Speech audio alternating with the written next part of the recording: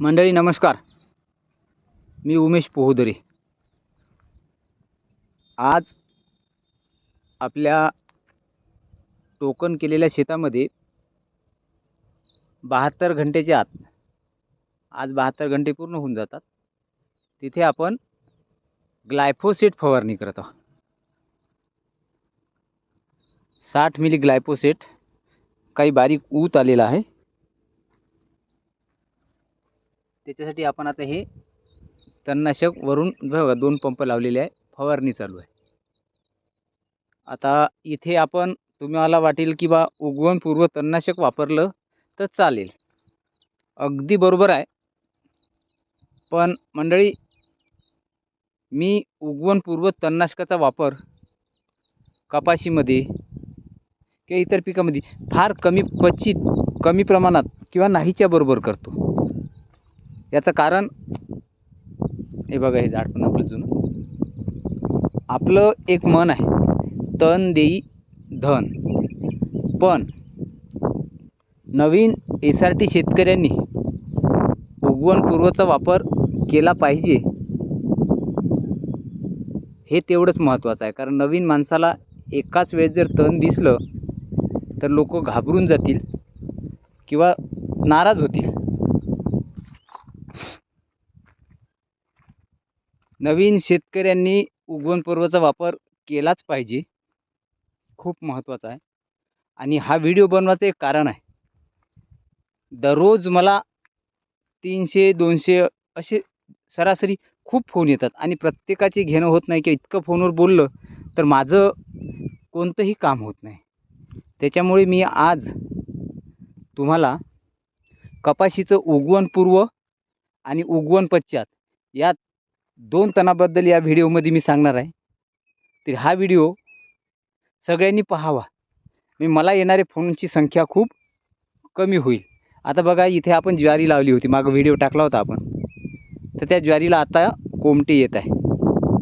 इथे उद्या किंवा परवा आपण गोदावरी तूर टोकन करणार आहोत आणि एक मधातला जो बेड येईल त्यामध्ये आपण एक तर सोयाबीनचे तास घेऊ किंवा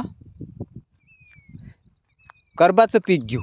कर्बाचं पीक हे मी तुम्हाला सांगितलंच आहे, तण वाढवायचे आणि तण जिरवायचे।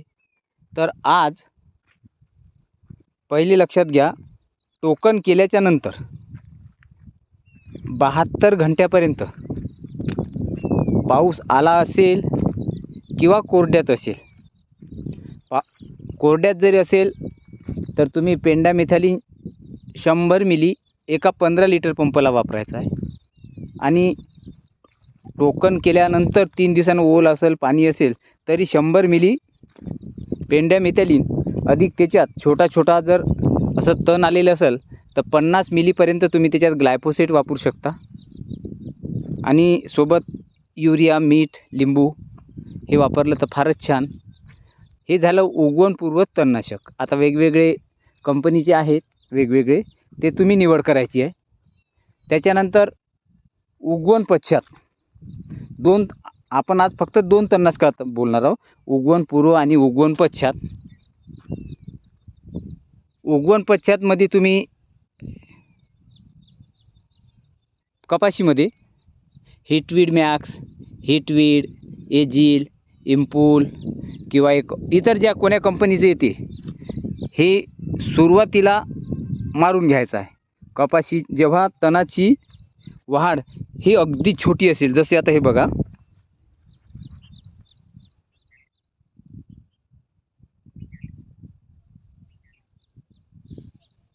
एवढी वाढ असताना तुम्ही तणनाशक मारायचं आहे। हे झालं कपाशीचं।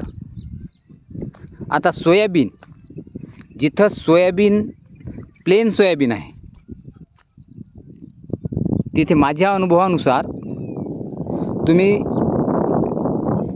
48 घंट्यापर्यंत तुम्ही सुमीमॅक्स मारू शकता। जिथे फक्त निखळ सोयाबीन आहे तिथे 10 मिली सुमीमॅक्स, आणि बारीक कचरा त्याच्यामध्ये असेल, ऊत असेल, हिरवं तण असेल तर तुम्ही 40-50 मिलीपर्यंत ग्लायफोसेट त्याच्यामध्ये टाकू शकता। आता हे ग्लायफोसेट टाकणं हे काही असं कोण्या विद्यापीठाचं किंवा कृषी खात्याचं असं कुठं म्हणणं नाही किंवा कुठं लिखित नाही, पण हे आपल्या शेतकऱ्याचे प्रयोग आहे. त्याच्यामुळे आम्ही मारतो इथे निश्चिंतपणे तुम्ही त्याच्यामध्ये ग्लायफोसेट वापरू शकता.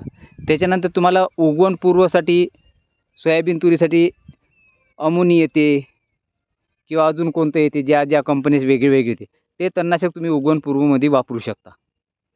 उगवण पश्चात आपण नंतर मारतो सगळेजण. त्या पद्धतीने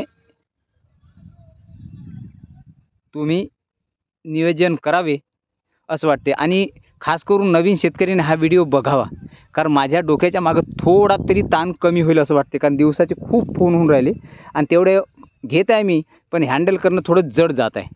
त्याच्यामुळे तुम्ही नक्की माझं हे हॅलो कास्तकार नावाचं चॅनल हे सबस्क्राईब करा आणि बघा.